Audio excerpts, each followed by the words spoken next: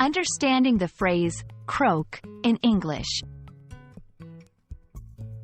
Hello, dear learners.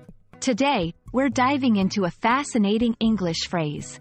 Have you ever heard the term croak and wondered what it meant? Well, you're in the right place. Let's uncover the layers behind this intriguing phrase.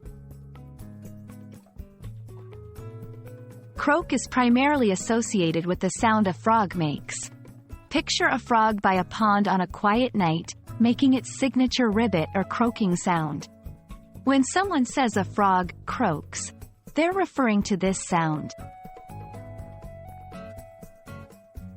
In the English language, many words and phrases have figurative meanings, and croak is no exception. Here are a couple of ways it's used. 1. Death or dying. Croak can be a slang term for dying. For example, he croaked after a long illness means he died after a long illness. This use might come from the idea that a frog's croak is its last sound or from other folklore or traditional beliefs. 2. Voice quality. Sometimes, if someone has a rough or hoarse voice, it might be described as croaking.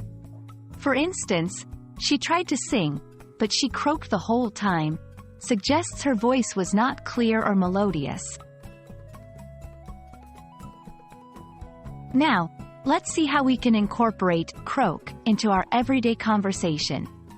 1. Literal usage. At night, you can hear the frogs croak by the lake. 2. Referring to death, slang. I hope my old computer doesn't croak before I finish my assignment. 3. Describing a voice.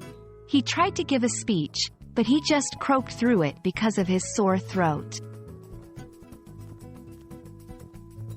And there you have it. From frogs by a pond to a computer on its last legs, the term croak is versatile in the English language. Always be attentive to the context in which it's used to grasp its true meaning.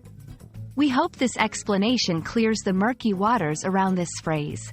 Keep learning and see you in the next video.